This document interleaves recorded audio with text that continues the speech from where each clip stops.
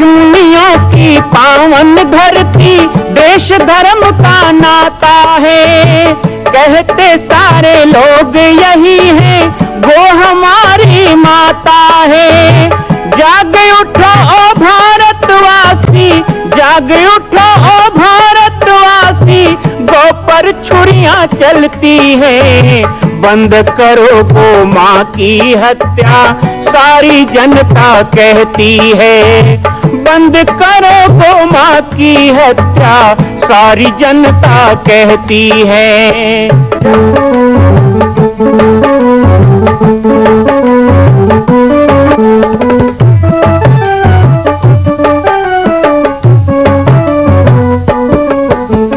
जगह जगह पर बूचड़ खाना, लाखों गौएं कटती हैं। किसे सुनाए व्यथा हमारी, नैना नीर बहाती है। रक्षा करना गौ माता की, रक्षा करना गौ माता की, गीता ज्ञान सिखाती है। बंद करो गौ माँ की हत्या, सारी जनता कहती है। बंद करो गौ माँ की हत्या, सारी जनता कहती है। जय श्री राम, जय गौ माता, जय गोपाल।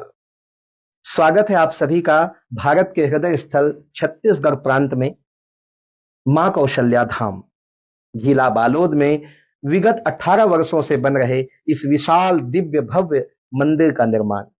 विश्व के अंदर भगवान राम के लाखों मंदिर हैं। अब अयोध्या में भी रामलला विराजित हो चुके हैं, लेकिन छत्तीसगढ़ की बेटी मां कौशल्या जो राम की माता है, उनका एक भी मंदिर पूरे विश्व में नहीं।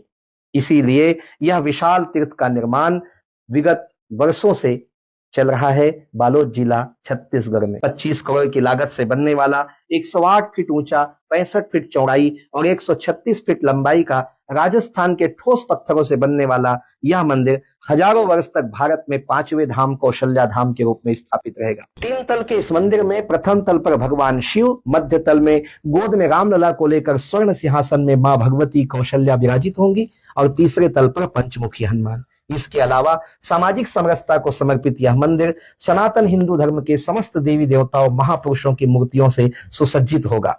आप सब एक एक मूर्ति का संकल्प भी इस मंदिर के लिए कर सकते हैं। ध्यान रखिएगा, यह अवसर बार बार नहीं मिलेगा, क्योंकि 2026 में मां कौशल्या का दिव्य भव्य धाम स्थापित हो जाएगा। मां कौशल्या विराजित हो जाएगी। एक बार पुनः आप सबको निवेदन करूंगा, आइए, जुड़िए और सबको जोड़िए इस विशाल तीर्थ के निर्माण में। मैं राम बालक दास महात्यागी आप सभी को आह्वान करता हूं, संपूर्ण प्रदेश एवं देशवासियों को, कि जिस तरह रामलला के दिव्य भव्य मंदिर के लिए आप सब ने मुक्त हस्त से दान दिया है, इसी तरह मां कौशल्या के एकमात्र विश्व के प्रथम धाम के निर्माण में आप सभी मुक्त हस्त से दान दें। यह दान 3 आहुति के रूप में लिया जा रहा है। हम 1100, 1700, 5100, 11,000, 21,000, 1 लाख, उससे भी अधिक जो भी राशि करना चाहें 2025 और 26 के अंतर्गत 3 बार देने का संकल्प लेंगे। बाबा जी की पाती कार्यक्रम में आप सभी का स्वागत है। आइएगा, प्रतिदिन की भांति हम आज भी आपके साथ जुड़ रहे हैं।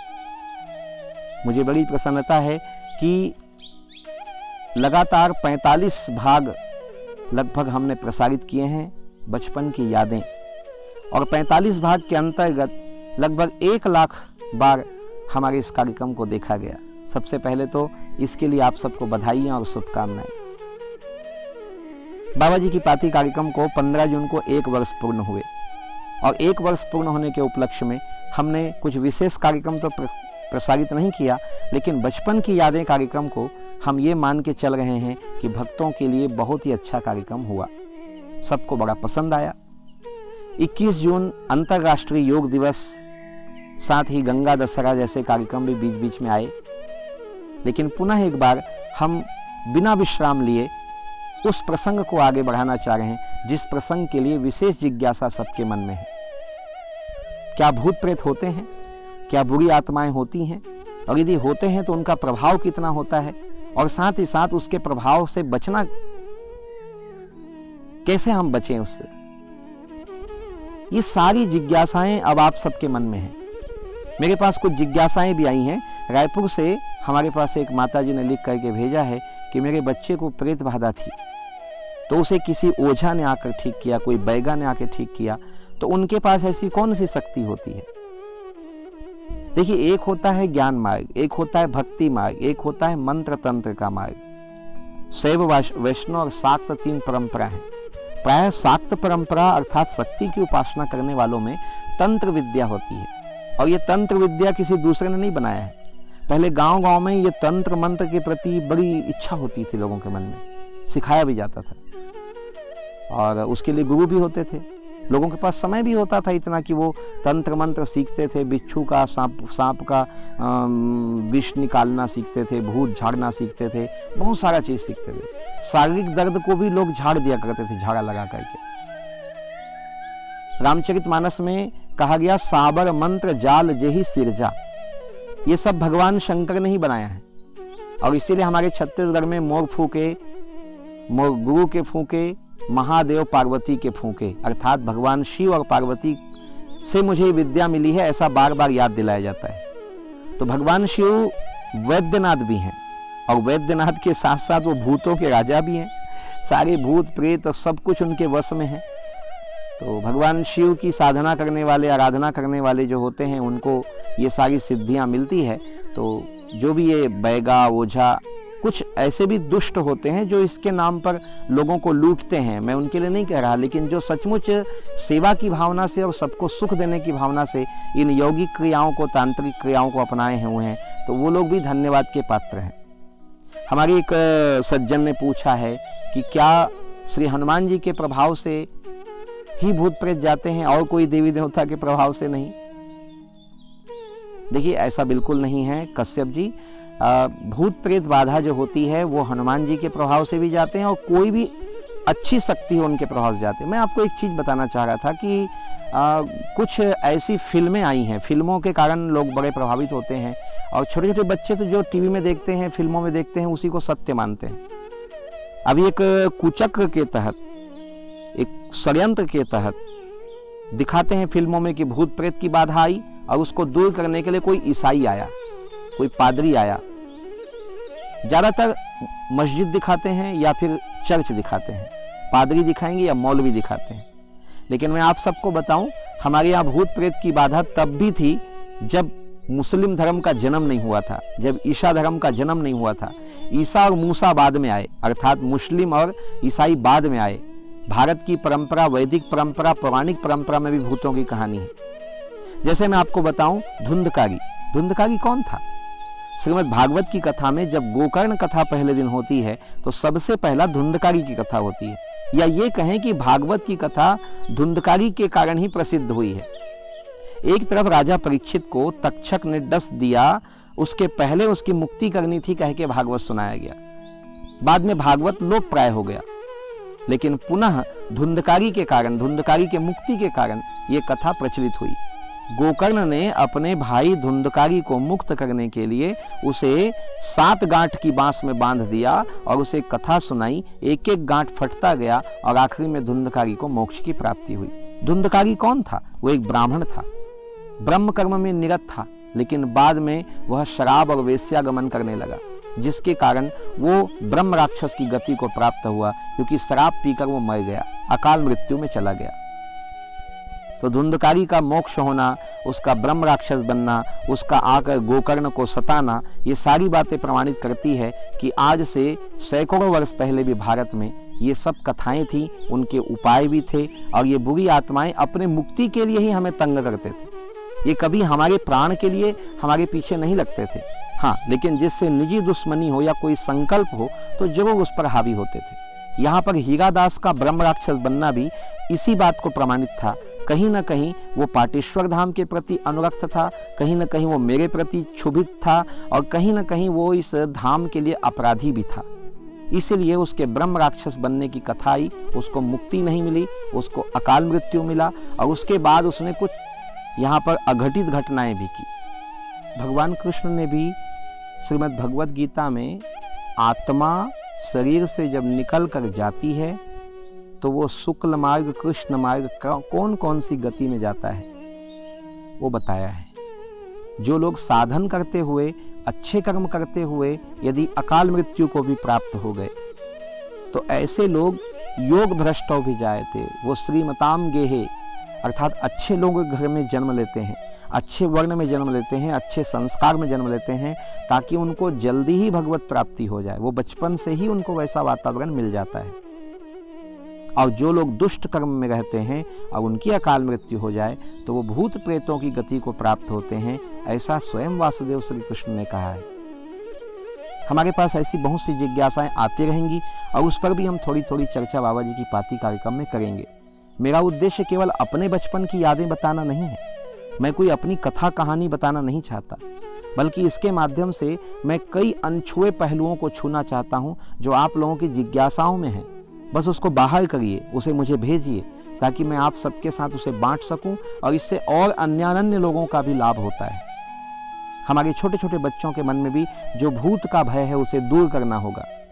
आगे चल करके हम आपको बताएंगे कि किस तरह उसके लिए अलग अलग उपाय किए गए। लेकिन यहाँ पर गुरुदेव के मन में बड़ी चिंता थी कि आखिर हीरादास के साथ ऐसा क्यों हुआ। उधर चिता जल रही थी और रात बीतने को नहीं आ रही थी, रात बहुत भयानक लग रही थी, सबके मन में डर सा था। किसी ने गुरुदेव को धुनी में आके बताया और मैंने सुन लिया कि वो छाया रूप में मुझे दिखाई दिया, वो बहुत भयानक रूप में चिता से उठता दिखाई दिया। कुछ बातें और थी, चिता जल रही थी तो पूरे जंगल में एक बदबू फैली हुई थी। उसके शरीर के जलने का इतना भयानक बदबू था कि पूरे आश्रम तक को प्रभावित कर रहा था। दूसरी बात, लोग कह रहे थे कि इसके चिता में बहुत लकड़ी की जरूरत पड़ेगी, शरीर जलना मुश्किल है क्योंकि बरसात का समय है, लकड़ियां गीली हैं, पानी भी बीच बीच में गिरने लग गया था। तो गुरुदेव ने सबको बैठा करके पूछा आखिर में कि ये मुझे बताइए अच्छे से आप लोग कि भाई ये हुआ कैसे, इसके साथ ऐसी घटनाएं क्यों हुई। तब जाकर के बात खुली, एक प्राचीन कहानी। जब गुरुदेव 1975 में यहाँ आए और यहाँ आकर के धुनी जलाई तो ऊपर पहाड़ी में जो देवता का स्थान है, आज भी लोग वहाँ जाते हैं। उस समय पगडंडी थी, अभी करीब 400 से ऊपर वहाँ पर सीढ़ियाँ बन चुकी है। तो वहाँ जब लोग जाते हैं, वो स्थान हजारों साल से पूजित स्थान है और यहाँ वनवासी क्षेत्र में बड़ा पूजित स्थान है। कहते हैं आज से 100 साल पहले वहाँ पर एक गणेश जी की मूर्ति थी, एक पाटेश्वर की भी मूर्ति थी। एक हाथ में कमल का फूल और एक हाथ में शंख लिया हुआ। बताइए, विष्णु जी के रूप में। किस धातु की है ये तो हम नहीं जान पाए, लेकिन वो एक मूर्ति यहाँ थी और एक गणेश जी की मूर्ति थी। गणेश जी की मूर्ति को कई बार लोगों ने यहाँ देखा, कई बार ढोगरी पाट में देखा, कई बार कोटेरा पाट में देखा। अर्थात वो गणेश जी की मूर्ति को कहते हैं लोग कि इतनी सिद्ध थी, कभी वो बड़ी हो जाती, कभी छोटी हो जाती, कभी अलग अलग जगह पर दिखाई देती। इस महिमा को गुरुदेव ने सुना था, लेकिन गुरुदेव को अपने भजन से मतलब था। वो देखे भी थे मूर्ति को, लेकिन वो ध्यान नहीं देते थे। लेकिन ये बात जब हीरादास ने सुनी तब वो साधु नहीं बना था। देखिए, ये कहानी अब उसके मरने के बाद खुल गई है। वो संत नहीं बना था, वो सामान्य गृहस्थ में था, लेकिन एक रामचरण दास थे उनके गुरु भाई, वो साधु बन गए थे। तो उनके साथ वो आए थे यहाँ गुरुदेव से मिलने। ये बात होगी 1977 की, 77-78 की बात होगी। तो जब यहाँ आए तो उसका उद्देश्य गुरुदेव से मिलना नहीं था, वो तो उस हरिचरण दास को एक माध्यम बनाकर उस गणेश जी की मूर्ति को देखने आया था, जिसके बारे में वो सुन रखा था कि वो यहाँ से वहाँ छुप जाती है, चली जाती है, बड़ी छोटी हो जाती है, लघुमा गरिमा सिद्धि है उस मूर्ति में। वो लोग ऊपर पहाड़ी पे गए तो वहां पर जाकर के उन्होंने देखा कि ये मूर्ति है। तो एक तो थे ब्राह्मण बालक, एक महाराज जी के लड़के थे, उन्होंने पाटेश्वर की मूर्ति को उठा लिया, और एक ये था हीरादास, इसने गणेश जी की मूर्ति को उठा लिया और दोनों मूर्ति को चोरी करके यहाँ से चले गए थे। बाद में यहाँ हल्ला मचा कि दोनों मूर्ति नहीं है, मूर्ति नहीं है। कई बैठकें हुई, आदिवासी समाज में सब कुछ हुआ, और इतना होने के बाद में हीरादास का कहना था कि मैंने मूर्ति चुराई है और मैं यही बोला था कि यदि तुम सचमुच में सिद्ध हो तो मुझे संत बनाओ, मुझे भी बाबा जी बनाओ जैसे बाबा जी हैं। संयोग देखिए कि वो संत बन गया, लेकिन वो अपने वचन से मुकर गया, मूर्ति को वापस नहीं लाया। लेकिन क्षेत्र के लोगों ने अपने विधि विधान के अनुसार देवता को बुला करके उसको बख्शीश चढ़ा दिया। कहा यदि तुम सच्चे देवता हो तो तुम्हारे स्थान की पवित्रता को जो नष्ट किया है उसको आप नष्ट करो। ऐसा इन लोगों ने बदना बद दिया था। मैं इस विषय पे नहीं जाऊंगा कि ये बदना क्या होता है, बख्शीश क्या होता है, ये सच्चाई कितनी है, क्या कैसा है, लेकिन इतना जरूर जानता हूं कि जब अनिष्ट शक्तियां अपना सिर उठाती हैं तो अच्छी शक्तियां मनुष्य के करुण क्रंदन को सुनकर उसका विनाश करने के लिए कोई न कोई रूप धारण करती है। इसीलिए ये माना जाने लगा कि पाटेश्वर जी का उसने बहुत गलत किया था, इसके कारण सर्प रूप में उस शक्ति ने उसको डंस लिया था। और इस तरह ये प्रमाणित हुआ कि अकाल मृत्यु को क्यों हुई, क्योंकि उसने चंडाल का काम किया था। अकाल मृत्यु वो मरे जो काम करे चंडाल का, और काल उसका क्या बिगाड़े जो भक्त हो महाकाल का। हमारी रक्षा महाकाल बाबा भोलेनाथ कर रहे थे और उस चंडाल को स्वयं देवी शक्तियों ने घेर करके नष्ट किया था। ये बात प्रमाणित हुआ। तो अकाल मृत्यु तो हुई, लेकिन मरने के पश्चात भी उसकी बुरी शक्तियां आत्मा के रूप में, ब्रह्म राक्षस के रूप में यहाँ हावी हो रही थी। हम सब के मन में एक भय का वातावरण बन रहा था। और एक रात तो बीत गई, दूसरे दिन की घटना और उसके बाद लगातार 5-6 दिन की घटना बहुत दिल दहलाने वाली थी। मुझे प्रत्यक्ष आभास हुआ है। मैं जीवन में ये बात कोई कहे कि ये सब अंधविश्वास है तो नहीं मानूंगा, क्योंकि मैंने उस आत्मा को देखा है मेरे शरीर के अंदर समाते हुए और मुझसे संवाद करते हुए। मैंने सब कुछ देखा है। मौत के दरवाजे तक जाकर के मैं लौटा हूँ। मैं जरूर ये सब बातें आपके साथ बांटना चाहूँगा। आप सबकी जिज्ञासाएं भी इन विषयों पर आमंत्रित रहेगी। अपनी जिज्ञासाएं आप मेरे व्हाट्सएप पर भेजें और इस प्रसंग के माध्यम से जितना हो सके मैं आपके मनोमालिन्य को दूर करने का प्रयास करूंगा। बाबा जी की पाती के माध्यम से बचपन की यादें क्रम चल रहा है। आप सब जुड़े हैं, इसके लिए बहुत बहुत धन्यवाद देता हूं। सभी को जय सिया राम, जय गो माता, जय गोपाल। मां कौशल्या के धाम का निर्माण प्रारंभ हो चुका है, अब 2026 में पूर्ण होने वाला है। अरे अंगद हनुमान नहीं तो गिलहरी तो बनिए। एक छोटा सा संकल्प आप अपने मां भगवती के लिए नहीं कर सकते हैं? यदि आप राम भक्त हैं तो मैं चाहूंगा कि मां कौशल्या के धाम के निर्माण के लिए आप अपने जीवन का एक अंश जरूर समर्पित करें। आइए हमारे नीचे चल रहे व्हाट्सएप नंबर और अकाउंट डिटेल पर संपर्क करके अपने जीवन का एक अंश लगाकर आप भी पुण्य के भागी बने। मैं राम बालक दास महात्यागी, मां कौशल्या धाम, जिला बालोद, छत्तीसगढ़ से। मां कौशल्या की पावन जन्मभूमि छत्तीसगढ़ प्रांत में बालोद जिला में स्थित है श्री सर्वसिद्ध शक्तिपीठ जामड़ी पाटेश्वर धाम। परम पूज्य सद्गुरुदेव राजयोगी बाबा जी की तपस्थली श्री पाटेश्वर धाम और विश्व के अद्वितीय मां कौशल्या जन्मभूमि मंदिर निर्माण का दर्शन करने और इसी प्रकार समसामयिक विषयों पर अपना ज्ञान वर्धन करने के लिए और 10,000 गायों के लिए बनने वाले श्री हनुमान नंदीशाला गो अभ्यारण्य का समाचार प्राप्त करने के लिए आप सभी देखते रहें YouTube चैनल पर, और हमारे चैनल को आप सभी सब्सक्राइब करें, घंटी का बटन दबाएं ताकि आप सूचनाओं से जुड़े रह सकें। जय श्री राम, जय गो माता, जय गोपाल।